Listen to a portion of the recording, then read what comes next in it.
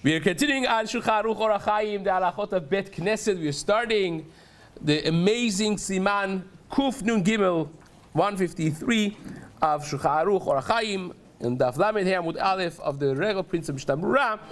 Dineh Binyan Bet Knesset, building a Bet Knesset. Now the Shulchan Aruch says, and this is straight from the Gemara in Masechet Megillah, Daf Chaf Vav, that mutar la'asod mi bet knesset bet midrash, aval lo mi bet midrash bet knesset. The baseline is the kedusha of mekomot hakedoshim are different. Not all holiness is created equally. So therefore, even though that we think bet knesset is tremendous, bet midrash is a library.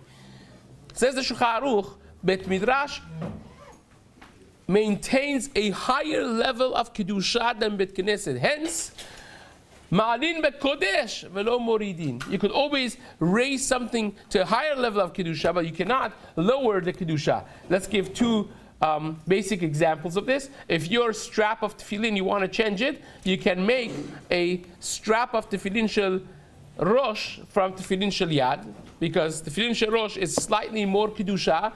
You could use the straps of a tefillin shel yad, of the hand, to create shel rosh, but you can't do the other way around because you're lowering it from the kedusha. Another example that most of you probably have not thought about is if you use a mezuzah, and you have certain gates in the house, and this is one of those things that every person should really be studying about, asking the rabbis about when and when not you are obligated to put the mezuzah on which doors and which ones not.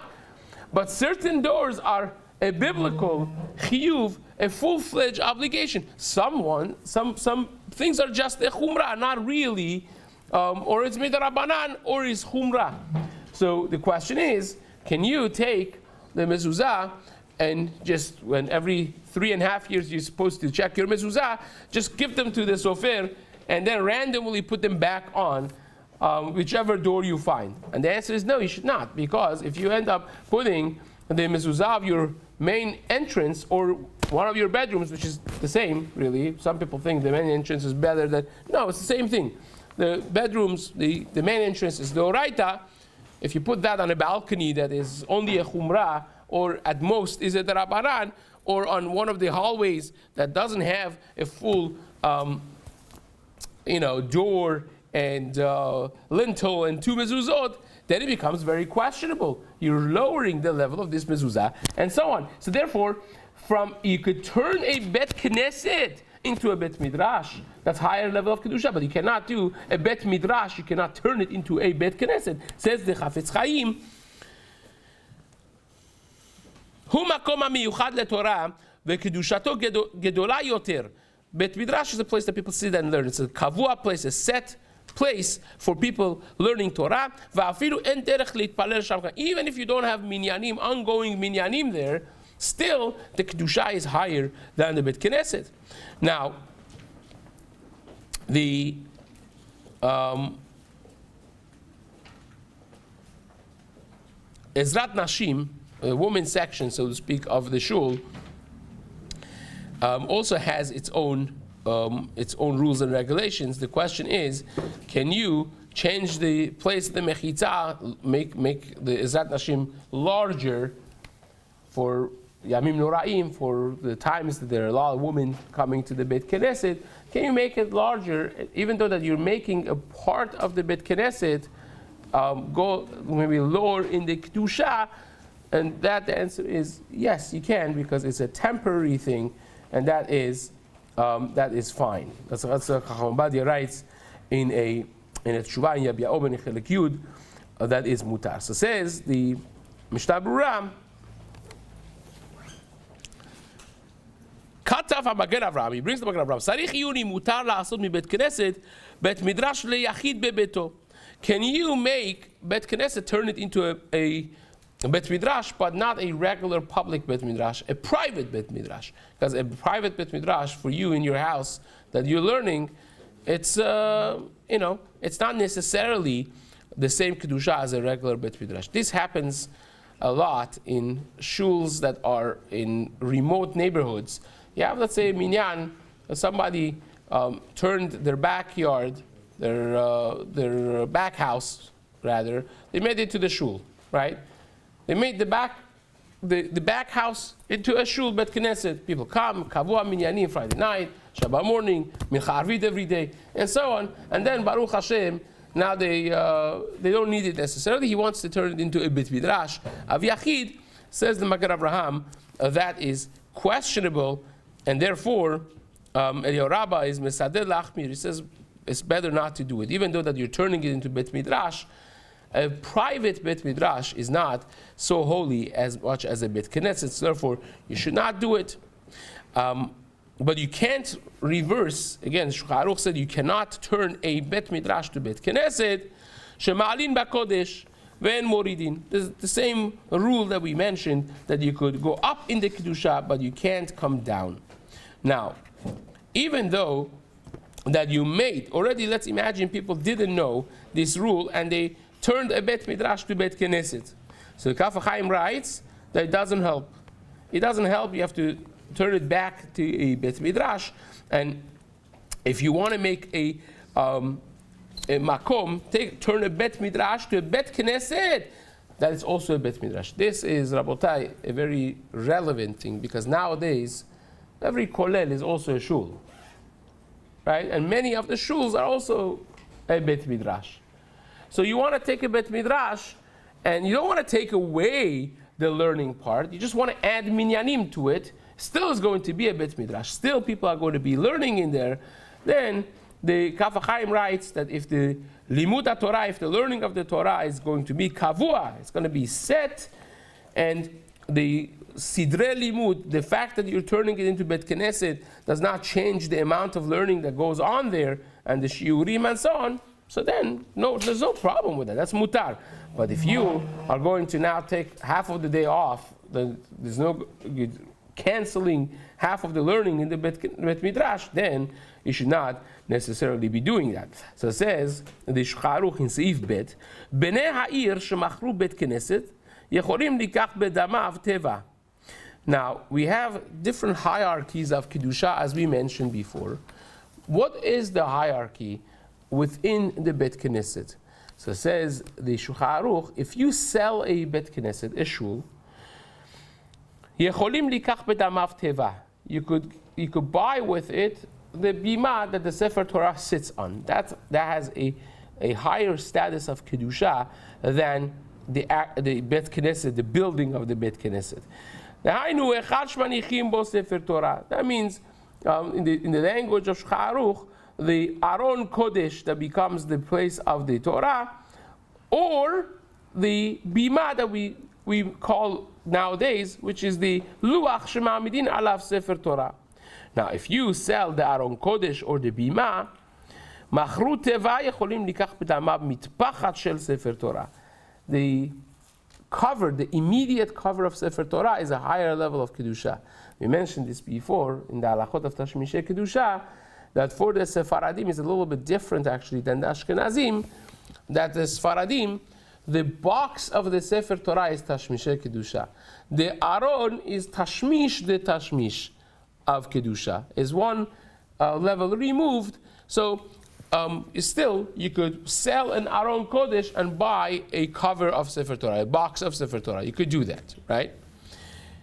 Machru mitpachat, if you sell the cover or the cloth that you cover the Sefer Torah with, lokchim bedamav sfarim. You could buy sfarim with that, right? That's again one level higher. Sfarim of Tanakh, you could buy sfarim of the Hainush Katuv Kol Chumash Levado. That every Chumash you have.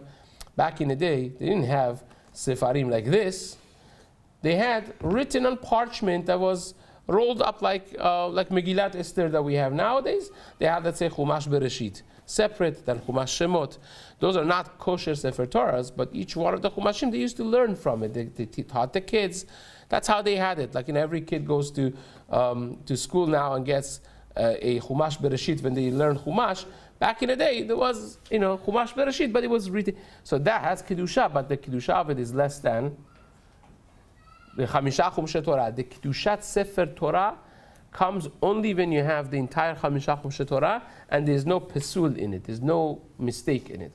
Even if you have Bereshit, Shemot, Vayikra, Bamidbar, all sewed up together nicely like a Sefer Torah, but doesn't have Devarim, or is missing even one column.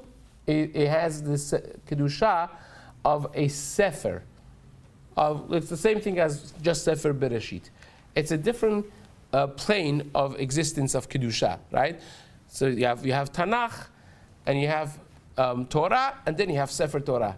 Sefer Torah, when it's kasher, is a completely different level of Kedusha, and therefore this actually becomes very relevant during the course of the Jewish calendar. For instance, I give you an example.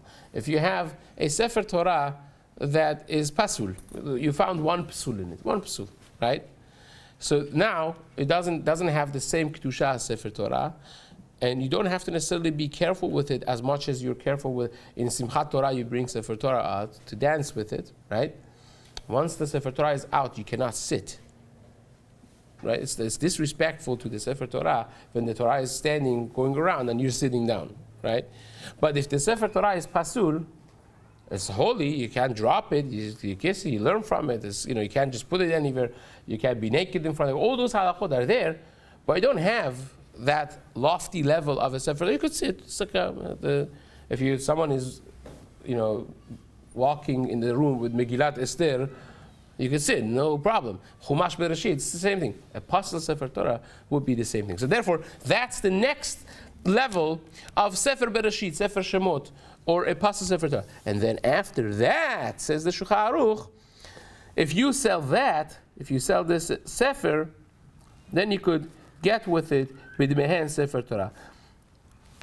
If you sell any of those Sfarim, now you could buy with it a kosher Sefer Torah, Lochim B'dmehem Sefer Torah. So then you go, this way you're going up in the Kedusha. Aval Ipcha, but the other way around you cannot do. You can't say, well, we have extra Sefer Torahs because everyone wants to donate the Sefer Torah, so we have extra Sefer Torah now, but we don't have Sifrei Tanakh, we don't have Sefer Haftarah. Let's sell one of the Sefer Torahs and pay with it for an Aron Kodesh, or pay for the Sfarim of the Shul. You cannot do that because you're lowering the level of Kedusha. You can't be doing that, right? Because you're lowering the level. Even if you bought with the money of the Sefer Torah, you said, well, we have this very expensive Sefer Torah, right? One of my friends he inherited in the heirloom in the family a Sefer Torah which is 200 years old, and it has a history attached to it. It's considered like a museum item. So you could, technically speaking, sell it for a very expensive sum of money. He also has his uncle was a collector, so he also has this Megillat Esther, a very large Megillat Esther with drawings all over the place, and it's also a very old one, also considered like a collector's item. He could probably sell that for also $150,000, some ridiculous amount, right? It's much more expensive than a regular Megillat Esther that you could buy for $1,000, $1,500. So can he sell that and go buy, whatever, things that are less in Kedusha? The answer is no, because there's a level, even though that you gotta say, well, I'm gonna buy the most mehudar Megillat Esther with it, and some on top of it, I'm gonna go buy other things. Even though that you're using some of the money for Kedusha Chamura, but some of it you're using for a lower Kedusha, that you cannot do. So it says the Shulchan Aruch,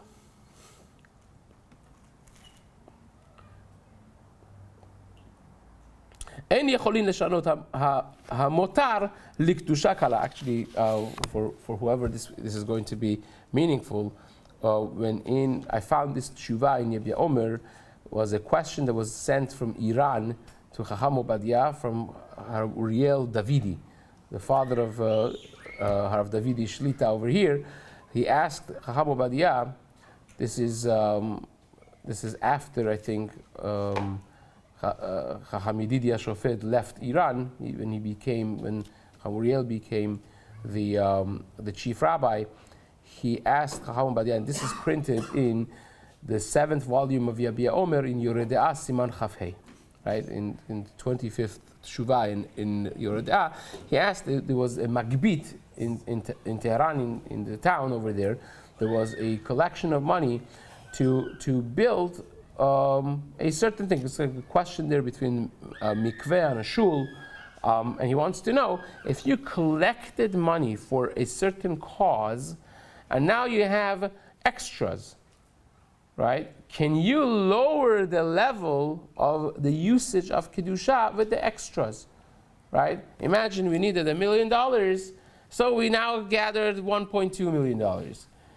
And we said we're gathering it for this, the Kedusha Chamura. So people gave it for this.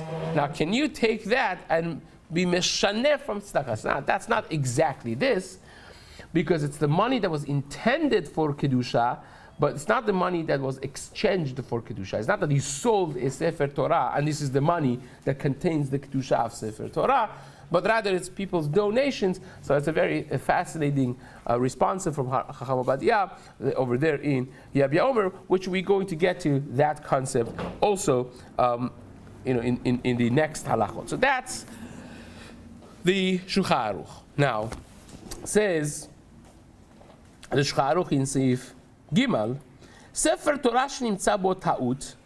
What happens with the Sefer Torah that you found ta'ut in it? You found a mistake. And this unfortunately happens way too often when they don't properly check it. We had the last 2 Sefer Torahs that we got in our, yes, the last 2 Sefer Torahs that we got in the shul, really 3 Sefer Torahs, all three of them, there was something that was found in them that made the Sefer Torah pasul, right? One of them, ledam was written lahem, the dalet, and it was written hey. The other one had, ubeged lilbosh, it was written, that was a big one, it was written ubebeged, it had an extra bet. So of course, it's becomes so it's something. Why am I saying this? Because these are upstanding people giving high quality of Sefer Torah.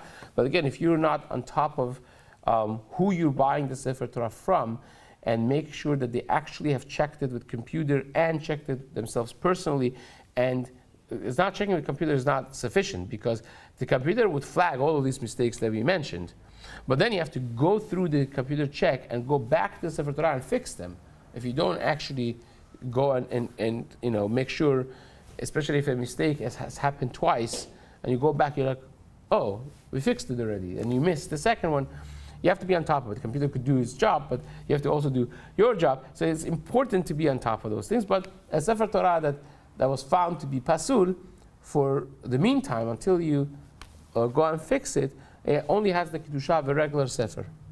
It's like a Chumash Bereshit only. Not a Kedusha of a Kasher Sefer Torah. That's what Maran writes over here in Seif Gimel. Seif Dalit,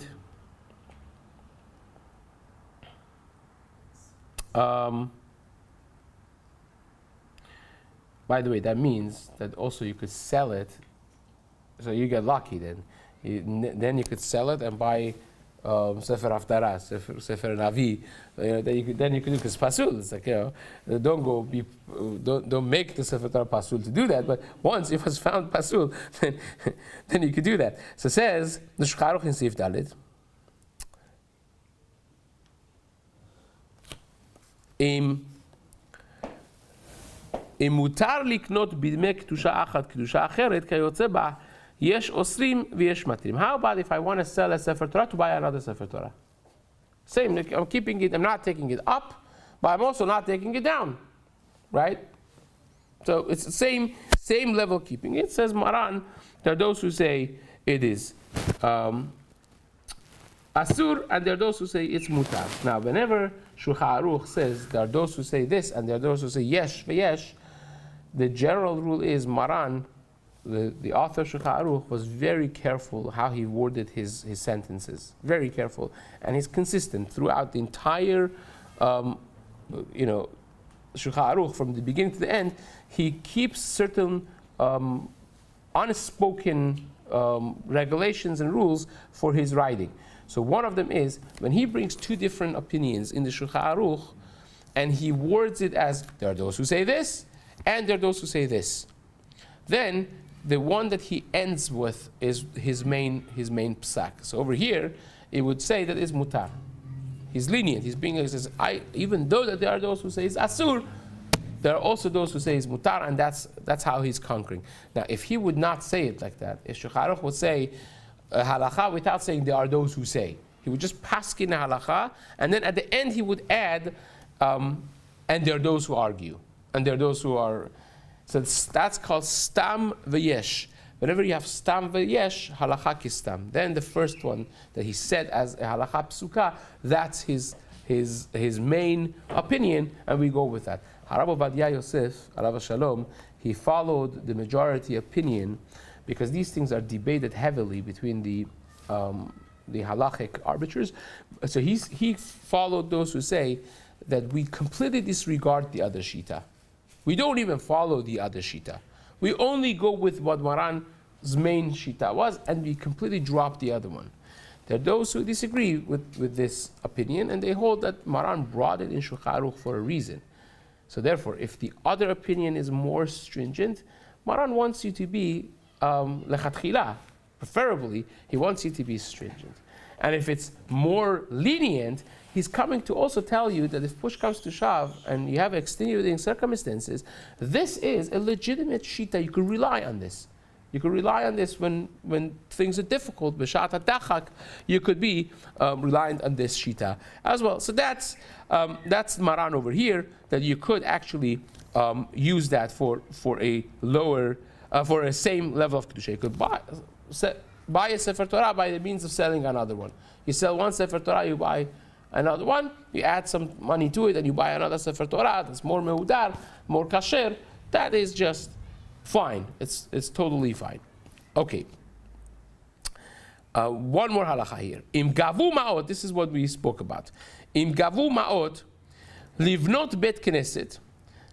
If you collected money to build the bet knesset, or bet midrash, or you collected money to build a bet midrash, you had a crowd fundraiser, right, with these platforms that you have, and you said, we are fundraising for buying a shul, we're buying a shul, right? You have to be very careful with these things. People, you're not going to judge anybody, but you have to be careful with what you say and what you do. Have to be aligned, not just because of the basic decency and honesty, but also because there are halachas about these things. So listen to the Shulchan Aruch.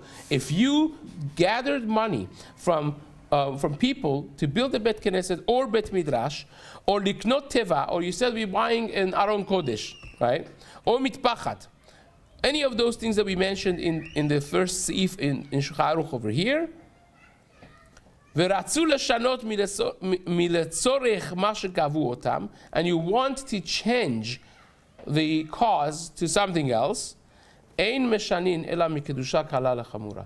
You could only go up in the kedusha. You cannot change it for a lower kedusha. So therefore, if you gathered money to buy a Sefer Torah, you can't just go and buy bookshelves with it. Can't do that. You can't go and buy Aron Kodesh with it. You gathered the money for Sefer Torah, it has to stay for Sefer Torah. If you did it for, for buying a building for Bet Knesset, you can't just go pay your, utilities with it. Or you have to earmark that money that was gathered from the crowd for that. That money has to be earmarked for buying and building a Bet Knesset. So that becomes a question that we mentioned, that Chacham Uriel Davidi asked Harav Ovadia, which Be'ezrat Hashem maybe tomorrow morning we'll continue discussing that she'ela together. Chazak u'baruch.